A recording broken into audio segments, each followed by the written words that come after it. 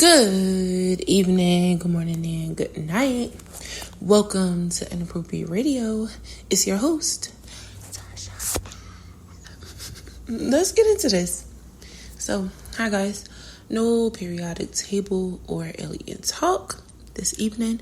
However, you already know the creator came through with a message. All right, this is your first time. Welcome. Thank you for tuning in. Please follow us on YouTube at Inappropriate Radio TV. All right. So, the creator said that we need to back up a little bit. All right. There are a lot of people who apparently have some confusion when it comes to spirituality, religion, understanding the difference between the two, how they are similar, and just what spiritual warfare really is. Okay. First of all, religion is a man-made construct, as is spirituality, right? But there are some distinctions, right, that are pretty obvious, and that's not even what the creator wants to highlight, but it's kind of a part of this conversation just for the sake of understanding the difference, okay? A lot of people will look at Christianity, Islam, Judaism, whatever religion you may be familiar with, right? And consider it the end all be all.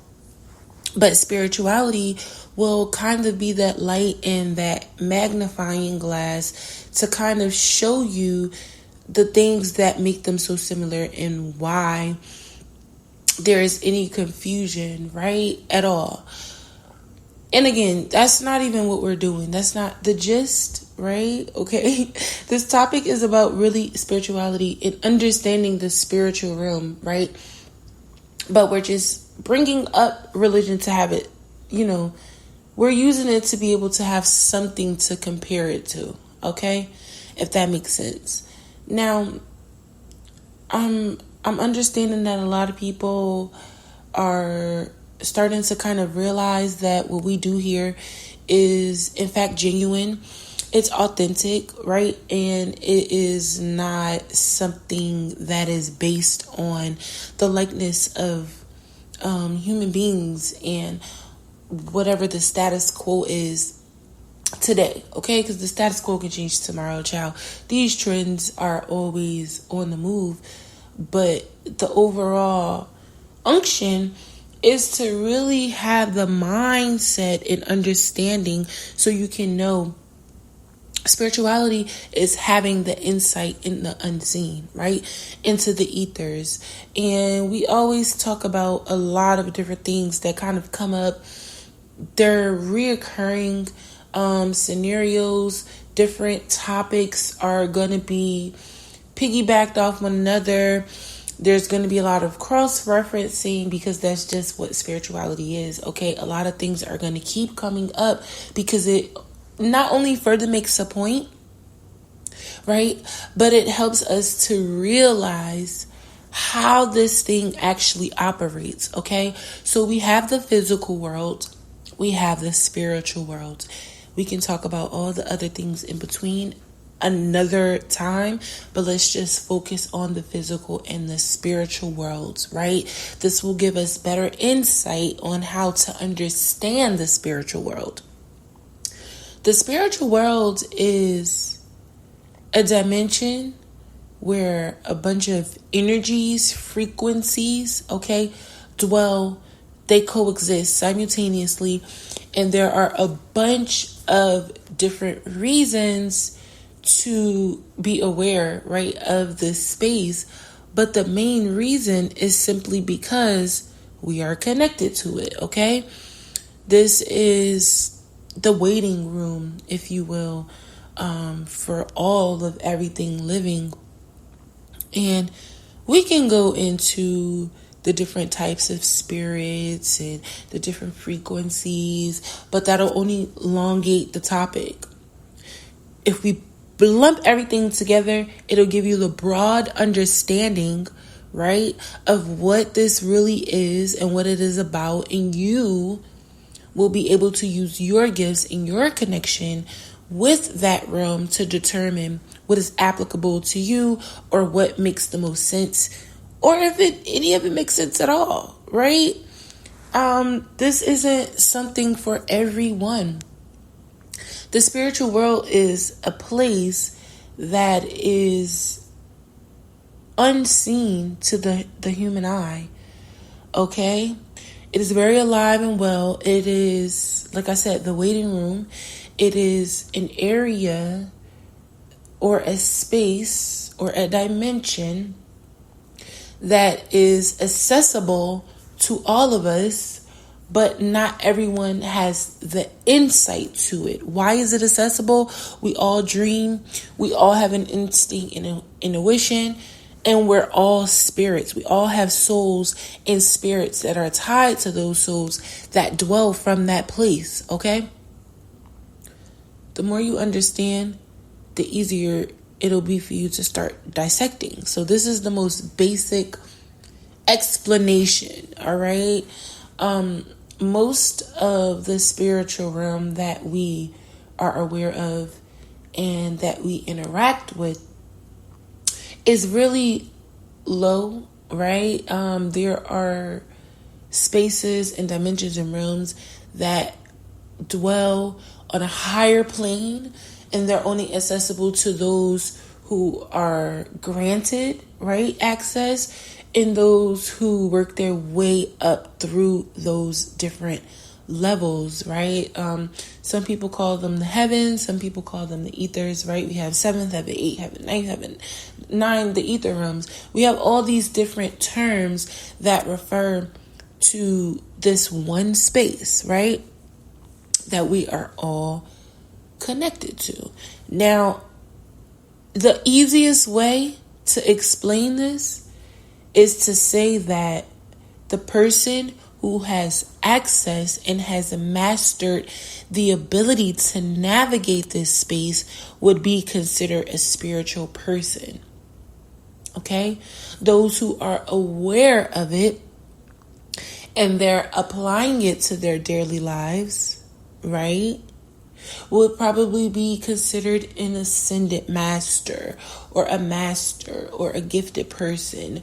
There are tons of terms that we use, right? Psychics, intercessors, prophets, geniuses, right? Even people who can obtain, right, mass amounts of information without, one, being taught or told, right, of this information. Two, when they can regurgitate said information and use it as a tool and a guide to live by.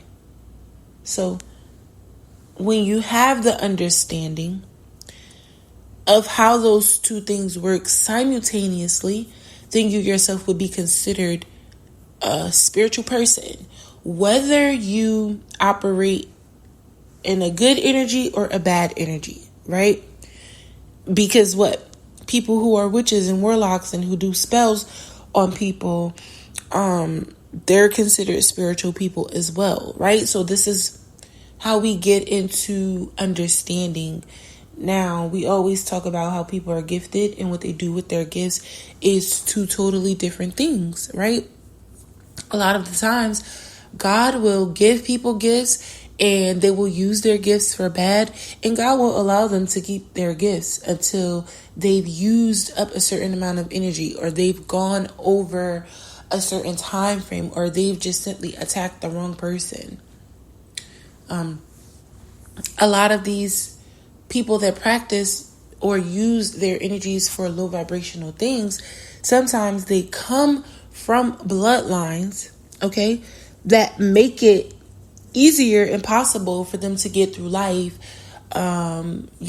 appearing to have this successful, abundant life without having to pay heavy karmic debt. Okay, some of these people are actually good in nature, but they're doing God's dirty work.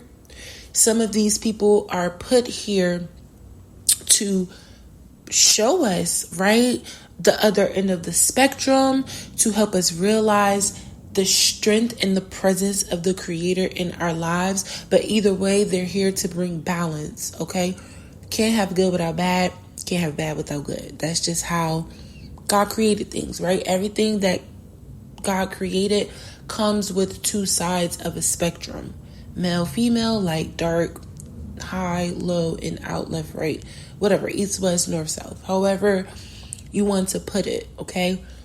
And this is also referring to energy, frequencies, right? Negative and positive. That's basically what that is. Light and dark. Just because someone is using their gifts for bad doesn't mean that they're not spiritual. So that is the first thing we need to establish, okay?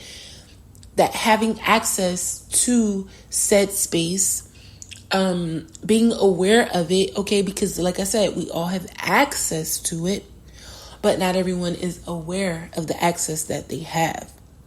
When you become aware of that access, this is like your first level of awakening. Some people, they go through these awakenings really, really, really early on.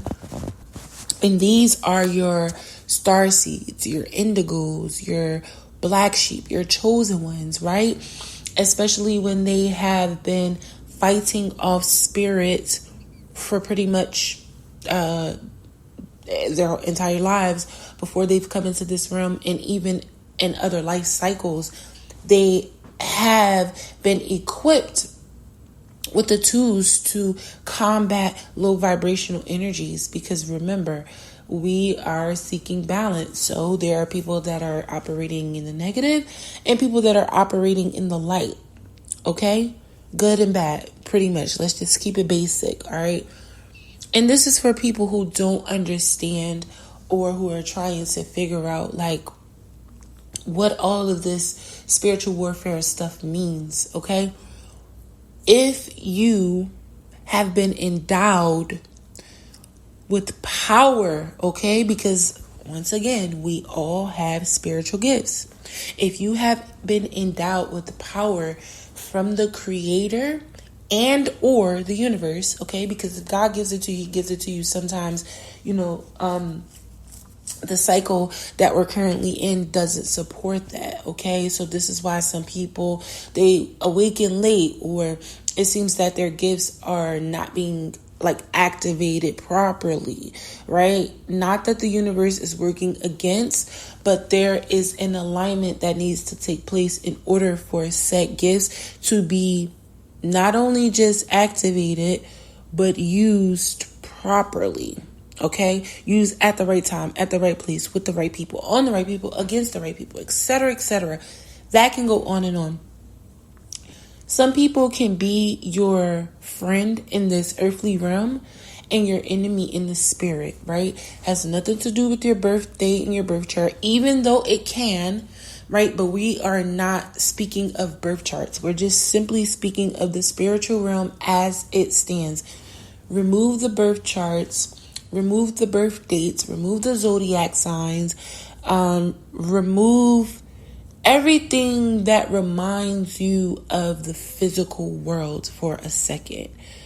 And only apply a life, right? You living a life in another world. Just look at it like that for one moment, okay? That is the spiritual realm. Your spirit outside of the clay, aka your vessel, your body, right? Your spirit, your soul, rather, not your spirit, your soul outside of the vessel in another realm. You're living as you are right now, but just somewhere else, okay? In a place that is not physically accessible to you, but it is spiritually, okay? Spiritually meaning you can see it, you can sense it, you can smell it, you can imagine it, you know it's real, you have experienced it in other ways, but you cannot physically touch it. And this conversation can actually be like a series, okay? We might turn this into a series because a lot of people, they're confused, all right? But I'm going to end it here. I do love y'all. I hope y'all have been drinking your water, eating your fruit and vegetables, and sipping on your own tea, because it's most definitely free. All right, love y'all. Peace.